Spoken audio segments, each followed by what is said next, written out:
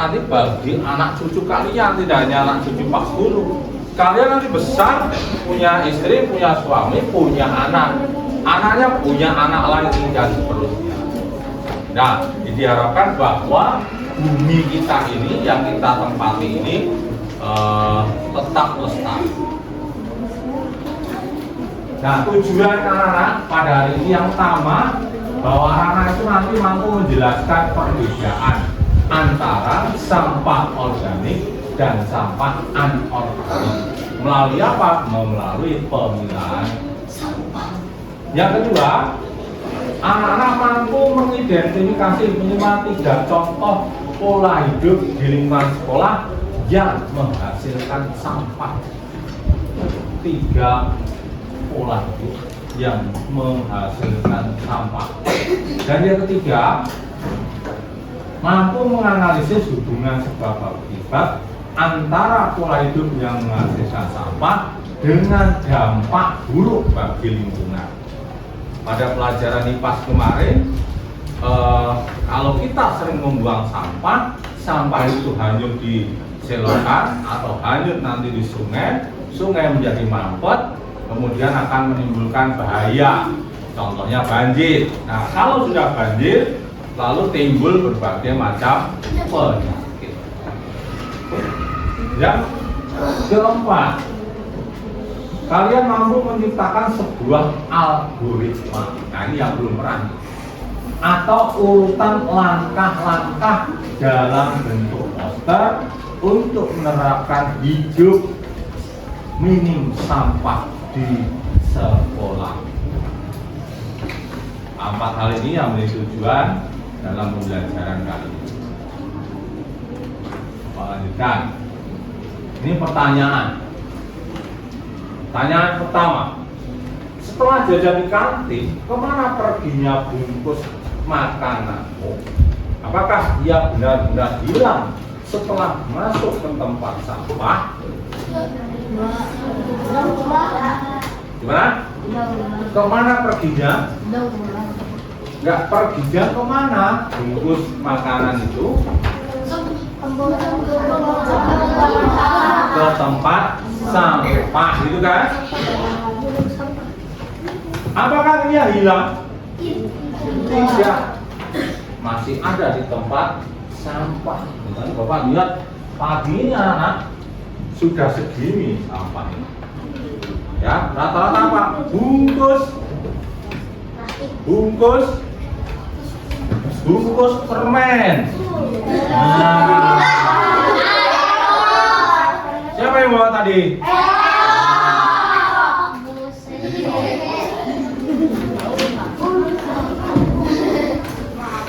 Yang kedua, kita membayangkan jika sekolah kita adalah sebuah robot dan kita ingin memprogramnya agar menjadi sekolah yang bersih dan sehat.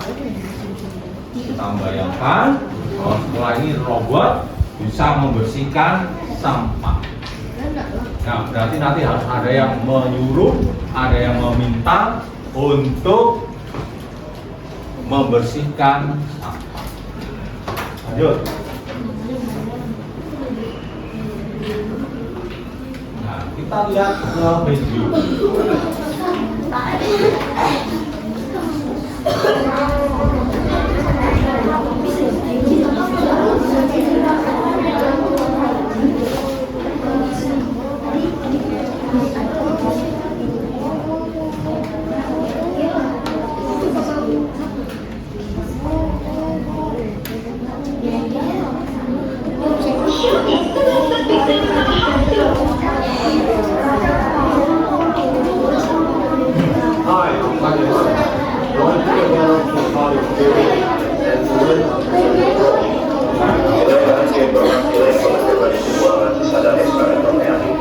Sudah bertahun-tahun wilayahnya dipenuhi sampah yang menumpuk hingga terpuluh sampah yang terbentuk di dekat laut.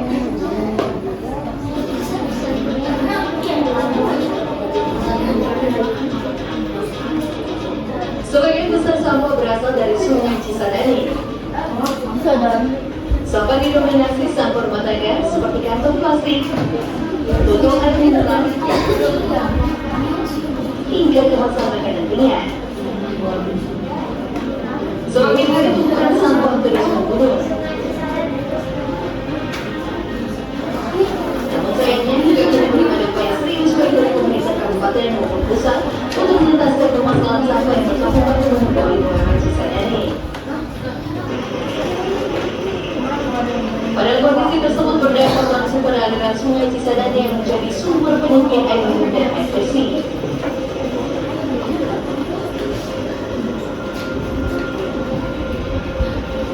Dari Jakarta, Yosef Hidayat, Muhammad Pemimpin Air Sumatera. Oke, tadi sudah kita lihat. Lanjut ke penjelasan.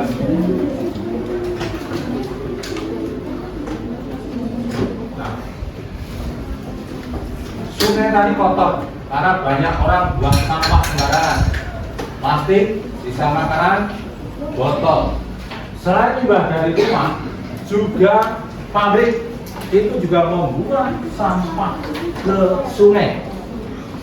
Kebiasaan ini tidak seperti tidak memilah sampah, buang sampah bekas jajanan di selokan atau tidak membersihkan. Lingkungan itu membuat sungai menjadi kotor. Jadi kebiasaan sangat berpengaruh terhadap kebersihan sungai. Jika kita menjaga lingkungan dan tidak buang sampah sembarangan, sungai bisa bersih dan airnya aman untuk digunakan. Kalau kalian dilihat tadi, sungainya itu tadi sungai apa ya? Cisadane. Tahu sungai Cisadane? Belakang kita itu. Sungainya besar atau kecil? Besar. Dan itu anak-anak kalau tahu ada yang memanfaatkan, yaitu yang di dekat bendungan itu diambil, air sungai itu diambil, disedot, disaring, kemudian dijual yang merupakan air isi ulang. Ada pabriknya di dekat situ. Itu ngambil dari mana? Dari Sungai Cisadane. Memang diolah, dibersihkan, diendapkan. Ya, itu air Sungai Cisadane. Jadi kalau ada yang isi ulang harganya cuma 5.000, 4.000, ngambilnya dari Sungai Cisadane. Kotor dong Pak, sudah dibersihkan. Termasuk PAM, PDAM yang ada di Cikokol, itu juga ngambil airnya dari Sungai Cisadane. Kemudian di mana? Dialirkan ke rumah-rumah kali. Dicampur enggak Pak? Dicampur. Nah, ada kapurit, ada penjernih, sehingga yang masuk ke rumah kalian itu sudah bersih. Tapi apakah sudah sehat? Belum tentu. Oleh sebab itu perlu adanya diolah lagi, direbus agar bisa dikonsumsi. Nah, kalau mau aman ya beli yang memang air mineral yang sudah kemasan, misalnya Aqua, mineral dan nah itu kayak sumur Bu. Oke, lanjut ya.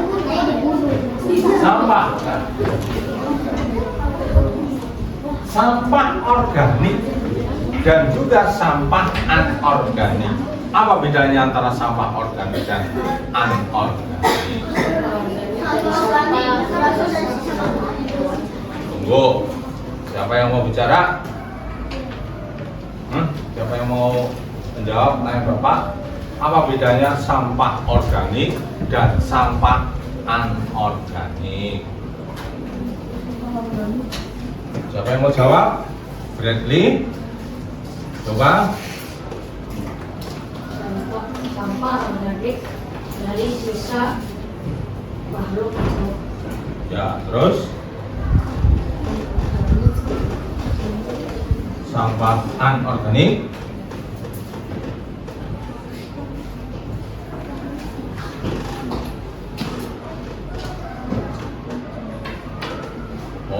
Nah, sampah organik adalah sampah yang berasal dari makhluk hidup. Contohnya apa, Pak? Sisa makanan, daun, kulit buah, kulit buaya termasuk nggak? Nah, saya kita makan buaya nih misalnya. Kulit buaya termasuk sisa organik atau bukan? Termasuk. Ya, itu termasuk organik karena berasal dari makhluk hidup.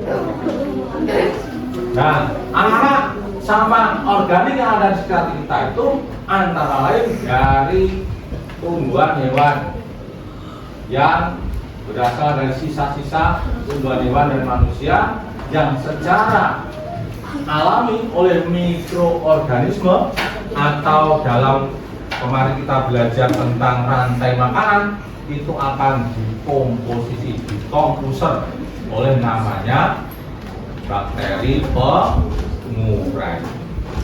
Supaya apa? Jadi tanah lagi, supaya bisa menyuburkan tanah. Nah, ini mudah busuk. Mengapa mudah busuk? Karena berasal dari makhluk hidup. Karena berasal dari makhluk hidup, maka mudah untuk busuk. Nah, sekarang kita lanjut ke sampah berikutnya, yaitu sampah anorganik. Apa itu sampah anorganik? Mas Bro? Sampah yang masuk dari bahan non hayati. Terus? Seperti plastik, logam, kaca, atau bahan sintetik lainnya yang tidak mudah diolah secara alami oleh mikroorganisme. Oke. Yaitu berasal dari bahan-bahan non hayati. Non hayati itu bukan dari makhluk hidup. Dari apa? Plastik, logam, kaca, bahan sintetis. Bahan sintetis itu apa sih contohnya? Sintetis. Bahan sintetis itu tiruan, ya seperti karet. Itu bahan-bahan sintetis. Nah, itu perlu waktu yang lama untuk proses penghancuran. Bisa dikatakan puluhan tahun, bahkan ada dikatakan ribuan tahun agar bisa busuk. Nah, Bapak baca beberapa penelitian, ada makhluk laut yang bisa menghancurkan botol bekas air mineral. Ada. Nah, itu semacam kayak ikan. Jadi dia nempel di bukan sama, nempel di botol. Tapi botolnya itu dari aqua misalnya. Kemudian lama-lama si makhluk hidup tadi itu mengeluarkan cairan semacam lendir, sehingga cairan itu yang bisa menghancurkan botol tadi. Tapi itu tidak semua ada di segala tempat. Ya, tidak semua ada. Nah, karena sampah anorganik itu susah untuk dikembalikan ataupun dibusukkan, maka rata-rata sampah organik itu dilakukan dengan adanya daur ulang. Daur ulang itu berarti digunakan lagi dengan barang yang berbeda. Misalnya tempat botol mineral atau ya itu bisa ada yang dijadikan sepatu, ada yang dijadikan jaket. Kalau menurut televisi yang Bapak lihat, kalian bisa lihat ada dijadikan barang-barang yang bisa bermanfaat lah. Ya. Oke, lanjut.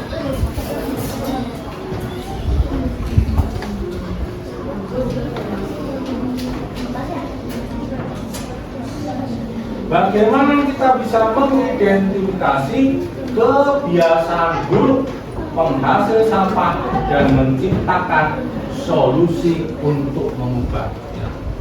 Jadi kebiasaan buruk yang telah kita lakukan ini harus dirubah Nggak bisa kita itu terus-menerus kebiasaan buruk ini selalu ada. Oleh sebab itu harus kita sebagai warga masyarakat Indonesia harus bisa merubah kebiasaan. Udah Pak, udah ditaruh di tempat sampah, betul. Tapi bagaimana supaya sampah itu bisa berkurang? Bagaimana sampah itu bisa menjadi berkurang sehingga bisa sedikit sekali sampah yang ada di lingkungan kita. Nah, ada beberapa hal. Sekarang kita lihat. Kemudian periklanan.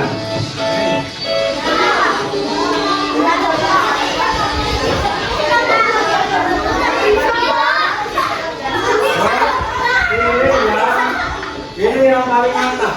Silakan. Nah, caranya adalah ini ada. Ini dimasukkan ke sini. Kalau nggak mau berarti yang sana. Ini, kalau nggak mau.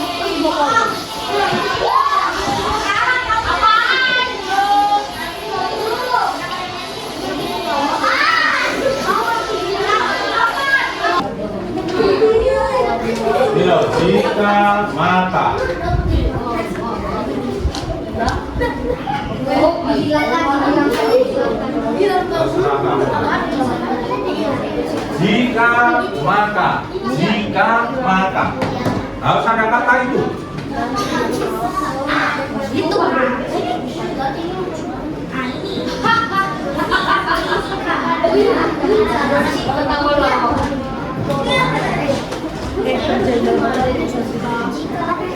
Jika maka.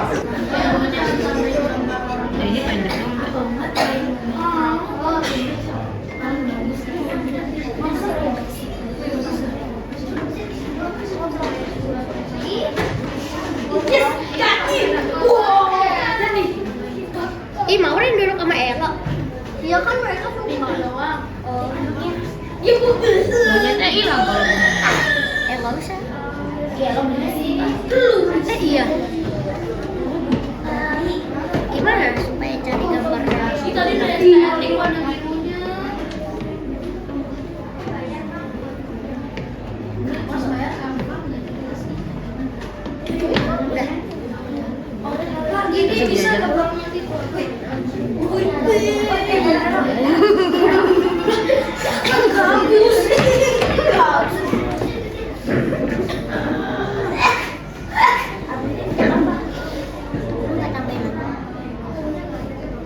Bagus pun kali ya. Iya.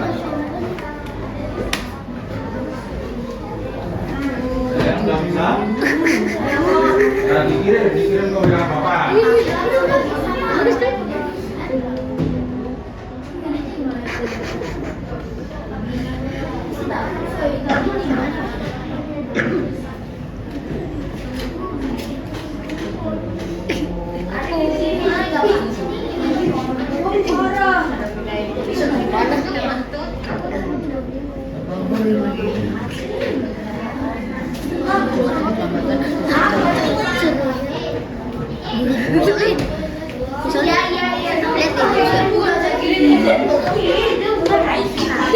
Jika maka ya, jika maka.